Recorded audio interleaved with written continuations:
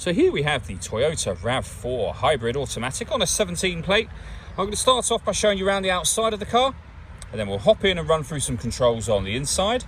But from the outside, you can see it's a 5-door car with alloy wheels and tinted windows. Let's start off inside the boot and then work our way around the rest of the car from there. So as we approach the back of the car, you can see we have reversing sensors, plenty of boot space as well, along with a 60/40 split folding rear seat should you wish to increase this space even further.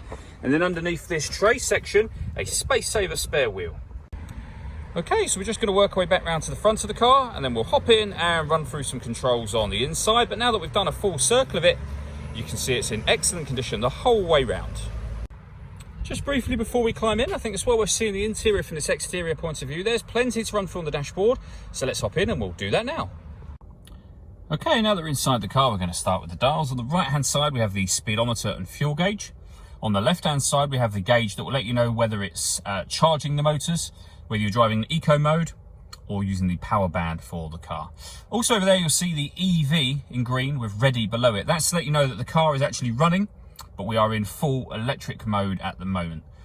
In the center, you can see the total miles for this car, which are 21,210. The information displayed above that can be changed using buttons on the steering wheel. And on the steering wheel, we have buttons for phone, for stereo, and also over here for the trip computer and that central screen. Underneath that, we have cruise control. Over in the center, we have the touchscreen for the car. You'll see we have satellite navigation. There's a full video that shows how this works on both our website and also on our YouTube channel as well. If I pop the car into reverse, you'll see we also have a full color reversing camera with guidelines showing you what direction the car is headed in relation to the image that's being shown on the screen.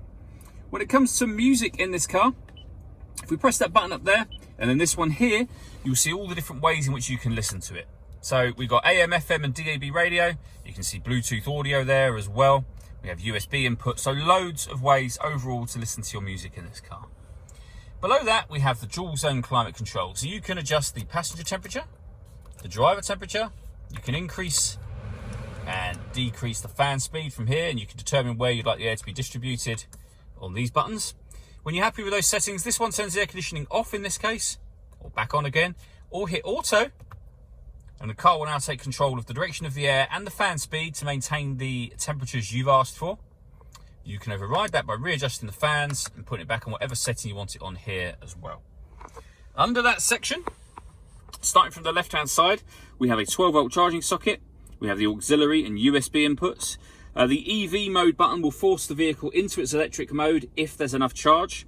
You can put the car in eco mode or in sport mode, depending on how you want to drive. We then have the gear lever for the fully automatic gearbox. All that leaves me to say is thank you for taking the time to watch this video.